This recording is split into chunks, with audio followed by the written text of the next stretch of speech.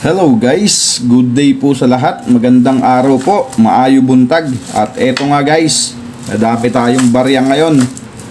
So tingnan natin at nakakuha na tayo ng bagong barya para sa ating coin hunting. So madami-dami rin to guys, 2,400 daw to, sabi ng aking kapatid. Ayan. At buti naman may tigli 5 piso ngayon na BSP at 10 piso na NGC. So halo-halo rin to. At 1, 2, 3, 4 500 na tigpi piso, pero may halo dito na 5 piso. Ayan. So ayan yung ating barya ngayon para sa ating coin hunting guys. So umpisahan na natin kagad to. Dito tayo mag-umpisa sa tigpi piso muna. Ayan. At para mabilis na to, hatiin natin to sa 4 at 2 batch to. So wag na natin patagalin, gamitan na natin ng salamangka. At ayan na nga guys, nahati na natin sa 4 at kukuha tayo dyan ng 2 guys para sa ating first batch. So ayan. At syempre bago tayo mag-umpisa dito, maraming salamat po sa aking mga subscriber na patuloy na sumusuporta dito sa ating channel. So maraming salamat po sa inyong lahat, mga ma'am, mga sir, sa ating mga senior at sa mga silent viewers natin at maging sa viewers natin sa abroad. Maraming salamat po sa inyong lahat. At sana po ay patuloy nyong i-share at i-like yung ating video. Ayan, umpisahan na natin yung ating coin hunting. Ang ating first coin, NGC. So common, 2018 na low mint mark. And 2019, common lang din. At BSP, 2015, common. Sana makadali tayo ng error. So ang hinahanap natin dito guys, 2005. So yun po yung hard to find dito sa BSP. At dito naman ay 2017 yung hard to find. At 2018 na upper mint mark. So yan po ang hinahanap natin dito sa NGC na piso. At dito naman sa BSP yung mga semi hard to find din. So kukunin din natin yan pag naka-encounter tayo nyan. 2018 na low mint mark. So upper mint mark yung ating hinahanap dyan. 2016 common. And we have 2018 na low mint mark. Nalalaglag pa. 2019 so common.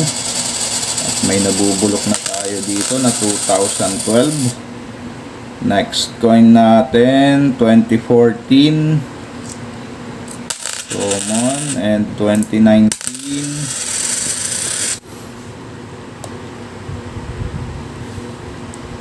Okay, next coin,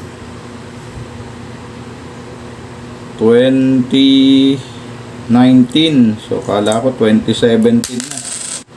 Kala ko nakadali na tayo.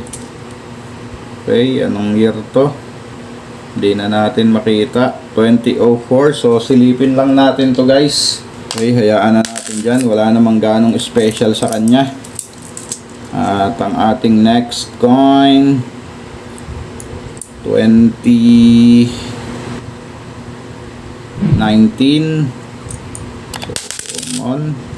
2016 na nabubulok na naman. 2018 na low mint mark. So common. 2019. Yan, 2008. Nakadali tayo ng 2008 guys. At ito ay ating ikikip dahil napakaganda pa ng kanyang kondisyon. So dyan ka lang sa tabi. At ang ating next coin, year 2012, 2010, 2014, 2013. So dito mga pros ang hinahanap natin dyan. Sa mga 2013, 12, 14, 15. So ayan. At naka-scotch tape pa yung ating tigpipiso. Ayan. Talaga namang Hindi makakawala at naka-scotch tape din to. Okay. Next coin natin, 2019. So, common lang yan. 2011, 2016, 2010, 2018, 2015, 2017. Tagal-tagal na rin tayo hindi nakakakuha ng 2017 dito guys sa NGC. So sana makakuha tayo. Matagal-tagal na rin bago tayo, matagal na yung ating 2017 hindi na nasundan. So meron na rin tayo niyan guys, mga 2017 na yan. At medyo madami-dami din yun. Kaya maganda yung ating nakatabi. At ang ating next coin 2019. Kala ko 2017 eh. 2011 common. And another 2011, 2012, and 2015. So common. Kailan kaya natin makukuha yung 2005 na matagal-tagal na rin natin hinahanap. Kaya ang ating last coin guys dito sa ating first batch year 2016. So ayan, common. At bokya nga tayo sa ating first batch. So tingnan natin dito sa ating second batch guys. Sana makakuha tayo dito ng hard to find na 2005. Hoy, gising. 2005, kailan kaya kita makukuha? So, ito ang ating second batch guys. Baka hindi ka pa po nakasubscribe sa ating channel. Pasuyo na po ng subscribe button dyan guys. At yung notification bell po, huwag nyong kakalimutan para updated po kayo sa mga coin hunting series natin. At coin update na rin at the same time dito sa ating channel. So, ayan guys. Umpisahan na natin tong ating second batch. Sana pala rin tayo dito ng 2005. Okay. Common 2009. At syempre maraming salamat din sa mga kapwa ko coin hunters at sa mga idol natin na coin collector. So maraming salamat po sa suporta dito sa ating channel Coins TV. So ayan, next coin 2008, 2018 tuloy yung nasabi ko sa isa. Okay, 2018 na upper mint mark. So ay low mint mark. Ang hinahanap natin ay yung upper mint mark. So common 2014 common.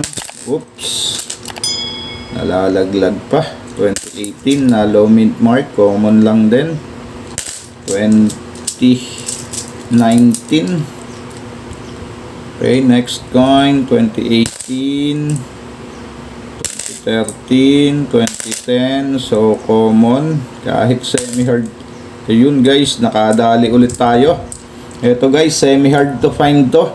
At mamaya pagtapos natin sa ating coin hunting, so i-update natin to guys kung magkano na ba yung collector's value niya ngayon 2025. So ayan, ang ganda pa ng kondisyon guys. Okay, diyan ka lang. So bali dalawa na yung ating na-hunt. 2008 yung una natin, at ngayon ay 2006. So ayan, semi-hard to find yan guys, 2006. At meron tayong non-magnetic dito. Ayan, 1997. At hayaan na rin natin dyan yan sa sirkulasyon. Pero ito ay good condition pa. So, sa mga hindi po nakakaalam, ang piso po natin na BSP ay nahahati sa non-magnetic at magnetic. So ayan, mula 1995 hanggang 2003 ay non-magnetic po iyan. At mula naman sa 2003 hanggang 2017 ay magnetic. So ayan, yung 2003 po natin ay dalawang klase.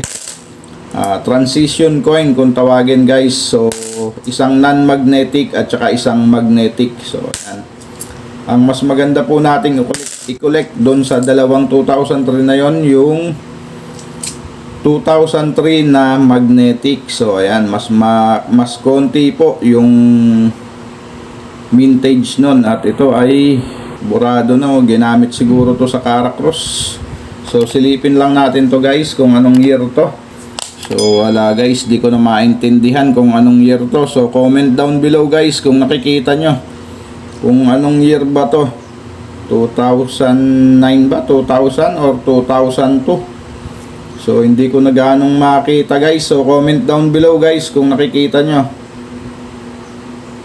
Okay, pero hayaan na natin dyan yan. At yung kanyang kondisyon ay hindi na maganda.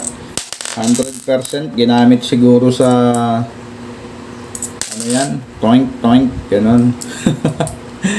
Okay. Common. Next coin. 2015. Common. 2019, 2013, hindi na maganda yung condition ng 2013 na yun. Oops.